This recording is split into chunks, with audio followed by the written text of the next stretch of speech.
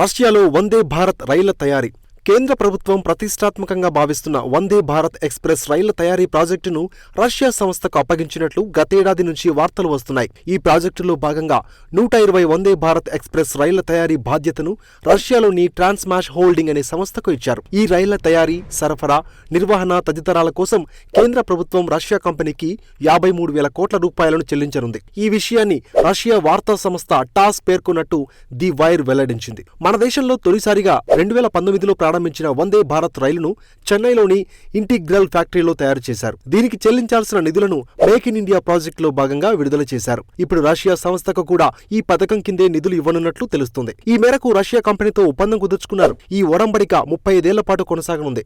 200 వందే భారత్ రైళ్ల తయారీ కోసం టెండర్లు పిలవగా రష్యాకు చెందిన ట్రాన్స్మాష్ హోల్డింగ్ అనే సంస్థతో పాటు రైల్వే వికాస్ నిగమ్ లిమిటెడ్ కలిసి ఏర్పాటు చేసిన స్కైనెట్ అనే కన్సార్షియం తక్కువ మొత్తాన్ని బిడ్ వేసినట్లు సంబంధిత వర్గాలు తెలిపాయి. ఈ నేపథ్యంలో 120 రైళ్ల కాంట్రాక్టును ట్రాన్స్మాష్ హోల్డింగ్, మిగతా 80 రైళ్ల కాంట్రాక్టును బిహెచ్ఈఎల్, టీటాగడ్ వ్యాగన్స్ లిమిటెడ్ కన్సార్షియానికి ఇచ్చినట్టు చెప్పారు.